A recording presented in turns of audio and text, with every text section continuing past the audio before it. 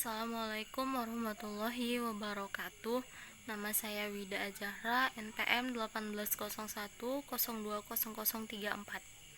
Saya dari Prodi Pendidikan Agama Islam, Fakultas Agama Islam, Universitas Muhammadiyah, Sumatera Utara. Nah, kali ini saya akan menyelesaikan tugas mata kuliah Metodologi Penelitian yang judulnya adalah Instrumen Penelitian dan Teknik Pengumpulan Data. Menurut Suharmi Arikunto tahun 2006 halaman 149 ada beberapa instrumen yang namanya sama dengan metodenya. Instrumen penelitian adalah alat bantu yang dipilih dan digunakan oleh peneliti dalam kegiatannya mengumpulkan agar kegiatan tersebut menjadi sistematis dan dipermudah olehnya. Ada beberapa bagian dari instrumen penelitian. Yang pertama ada instrumen untuk metode tes, adalah tes atau tes soal tes. Yang kedua ada instrumen untuk metode angket atau kuesioner, adalah angket atau kuesioner. Yang ketiga adalah instrumen untuk metode observasi, adalah checklist. Instrumen untuk metode observasi adalah pedoman observasi atau dapat juga checklist. Pengumpulan data. Pengumpulan data dilakukan untuk memperoleh informasi yang dibutuhkan dalam rangka mencapai tujuan penelitian. Tujuan yang diungkapkan dalam bentuk hipotesis merupakan jawaban sementara terhadap pertanyaan penelitian. Jawaban itu masih perlu diuji secara empiris, dan untuk maksud inilah dibutuhkan pengumpulan data. Data yang dikumpulkan ditentukan oleh variabel-variabel yang ada dalam hipotesis.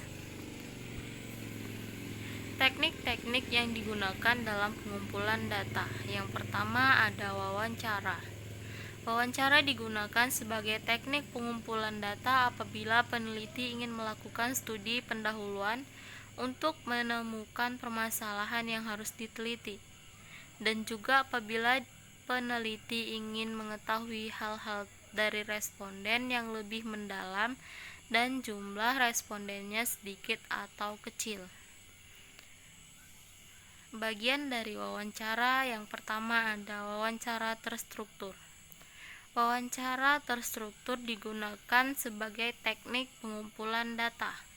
Bila peneliti atau pengumpul data telah mengetahui dengan pasti informasi apa yang akan diperoleh.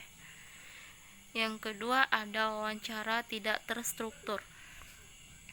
Wawancara tidak terstruktur adalah wawancara yang bebas, di mana peneliti tidak menggunakan pedoman wawancara yang telah tersusun secara sistematis dan lengkap untuk pengumpulan datanya. Kemudian yang kedua ada kuesioner. Prinsip penulisan angket. Yang pertama ada isi dan tujuan pertanyaan, kemudian bahasa yang digunakan, tipe dan bentuk pertanyaan, pertanyaan tidak mendua, tidak menanyakan yang sudah lupa, pertanyaan tidak menggiring, panjang pertanyaan, urutan pertanyaan. Kemudian yang ketiga ada observasi. Menggunakan observasi yang paling efektif adalah melengkapinya dengan format atau belangko pengamatan sebagai instrumen pertimbangan. Kemudian format yang disusun berisi item-item tentang kejadian atau tingkah laku yang digambarkan. Selanjutnya ada teknik pengumpulan data kualitatif. Yang pertama ada wawancara. Bagian dari wawancara adalah pendahuluan, pertanyaan pembuka, pertanyaan kunci, dan probing. Yang kedua ada observasi.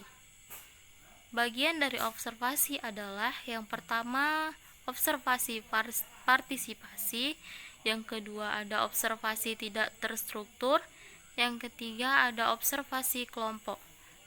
Selanjutnya yaitu dokumen. Peneliti perlu memiliki kepekaan teoritik untuk memaknai sebuah dokumen tersebut, sehingga tidak sekedar barang yang tidak bermakna. Kemudian, focus group discussion. Upaya menemukan makna sebuah isu oleh sekelompok orang lewat diskusi untuk menghindari diri pemaknaan yang salah oleh seorang peneliti. Mungkin hanya ini yang dapat saya sampaikan, kurang dan lebih saya mohon maaf. Billahi taufiq wal hidayah. Assalamualaikum warahmatullahi wabarakatuh.